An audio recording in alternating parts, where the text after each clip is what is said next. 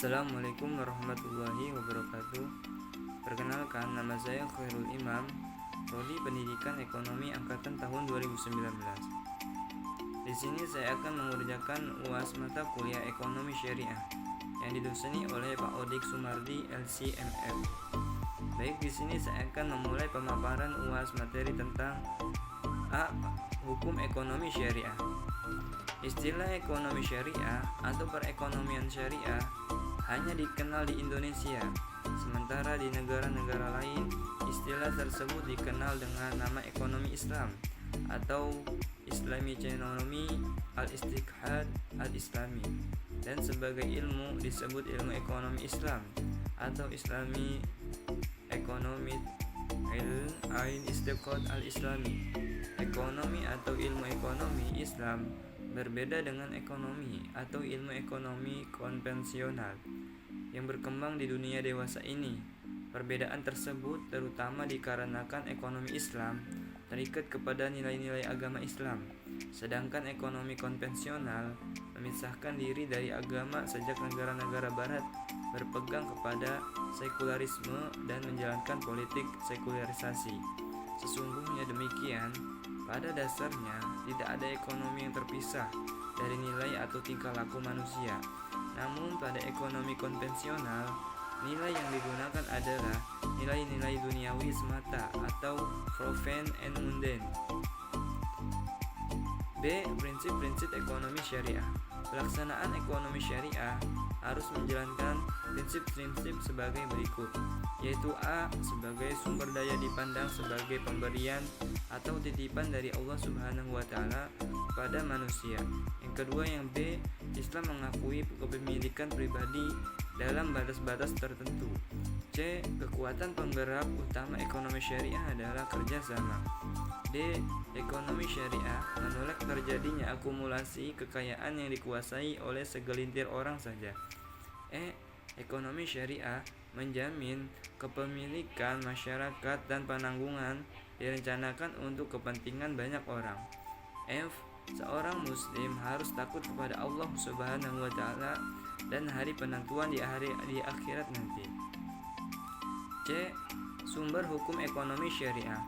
Islam mengambil suatu kaidah terbaik antara kedua pandangan yang ekstrim atau kapitalis dan komunis dan mencoba untuk membentuk keseimbangan di antara keduanya atau kebendaan dan rohaniyah. Keberhasilan sistem ekonomi Islam tergantung pada seberapa jauh penyesuaian yang dapat dilakukan di antara keperluan kebendaan dan keperluan kerohanian atau etika yang diperlukan manusia. Adapun sumber-sumber hukum dalam ekonomi Islam adalah 1. Al-Quran. Al-Quran adalah sumber utama, asli, abadi, dan pokok dalam hukum Islam yang Allah Subhanahu wa Ta'ala turunkan pada Rasulullah SAW. Di dalam Al-Quran banyak terdapat ayat-ayat melandasi hukum ekonomi Islam. Salah satunya dalam surat An-Nahl ayat 90 yang mengemukakan tentang peningkatan kesejahteraan umat Islam dalam segala bidang termasuk ekonomi. Kedua, hadis dan sunnah. Setelah Al-Quran, sumber hukum ekonomi adalah hadis dan sunnah, yang mana pelaku ekonomi akan mengikuti sumber hukum ini apabila di dalam Al-Quran tidak terperinci secara lengkap. Ketiga, ijtima'. Ijtima' adalah sumber hukum yang ketiga, yang mana merupakan konsensus baik dari para ulama yang tidak terlepas dari Al-Quran dan hadis. Adapun yang keempat, ijtihad atau qiyas. Yang kelima, istishad atau istihah dan istihad. D. Manfaat ekonomi syariah. Apabila mengamalkan ekonomi syariah akan mendatangkan manfaat yang sangat besar bagi umat Islam. Itu sendiri berupa A. Mewujudkan integritas seorang muslim yang kafah sehingga Islamnya tidak parsial. Apabila ada orang Islam yang masih bergelut dan mengamalkan ekonomi konvensional yang mengandung unsur riba, berarti keislamannya belum kafah, sebab ajaran ekonomi syariah diabaikannya.